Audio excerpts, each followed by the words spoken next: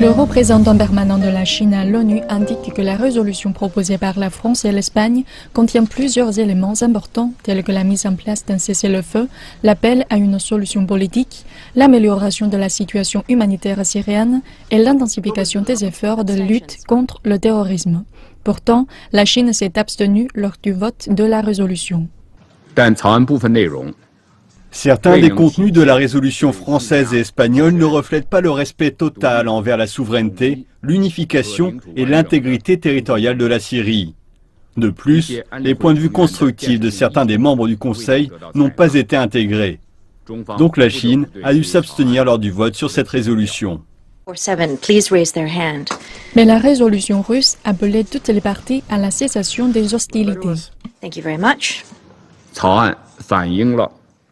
La résolution russe prend en compte le cessez-le-feu, l'aide humanitaire, les efforts conjoints pour combattre le terrorisme et les négociations politiques. Elle reflète le respect total envers la souveraineté, l'indépendance, l'unification et l'intégrité territoriale de la Syrie, avec des contenus complets et équilibrés. La Chine a voté en faveur de cette résolution et nous regrettons qu'elle n'ait pas été adoptée. Liu Jie a également déclaré que la Chine espérait que le Conseil de sécurité de l'ONU fasse de la sécurité civile une priorité. Il a appelé l'ONU à continuer à jouer un rôle constructif dans le maintien de la paix et de la stabilité en Syrie et dans la région. Un haut responsable chinois s'est rendu en Syrie à la tête d'une délégation politico-militaire. À Damas, Guan Yufei, directeur de l'Office pour la coopération militaire internationale, s'est entretenu avec Fahd Jossem El-Freij, le ministre syrien de la Défense. Mais pour quelle raison? La Chine dit vouloir désormais doper ses liens militaires avec la Syrie. Elle souhaite former les effectifs de l'armée syrienne, selon l'agence officielle Chine Nouvelle, ce qui a évidemment son sens dans un contexte où l'alliance entre Damas et ses amis entre dans une nouvelle phase. Les États-Unis se montrent de plus en plus distants dans un dossier qui semble être pleinement pris en main par Moscou et ses alliés. Très proches l'un de l'autre dans ce dossier, l'Iran et la Russie viennent de marquer un tournant. Les bombardiers russes décollent désormais d'une base aérienne pour aller frapper Daesh et compagnie. L'Arabie saoudite ne cesse de remuer ciel et terre pour inverser la tendance. Peine perdue vu les résultats sur le terrain. C'est dans une telle conjoncture que la Chine affiche son désir de renforcer ses liens avec l'armée syrienne.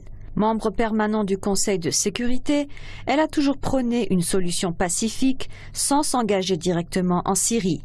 Pékin a-t-il jugé le moment opportun pour prendre directement part à la guerre en Syrie? Plate-bande territoriale de la Syrie, il n'y a pas longtemps, on a découvert des champs de gaz et de pétrole énormes. Et cela peut-être peut infléchir la politique chinoise qui, comme on le sait, la Chine est un gros consommateur d'énergie et sans doute elle espère, vu ce qui se passe en Libye, vu ce qui s'est passé en Afrique, ce qui se passe également au Royaume saoudite et les pétromonarchies, il ne serait pas mauvais d'avoir sa part dans le pétrole syrien. Le second point, c'est que vu les agissements des Américains dans la mer de Chine et leurs inquiétudes que la Chine militairement se développe, là, la Chine adresse comme un camouflet à la face des Américains en leur disant que je suis là, je n'ai pas peur de prendre des décisions qui ne vont pas dans votre sens et carrément je m'engage militairement parce que ne soyons pas dupes. S'il faut entraîner et appuyer l'armée syrienne, c'est quelque chose d'énorme et au niveau de l'armement et au niveau des hommes.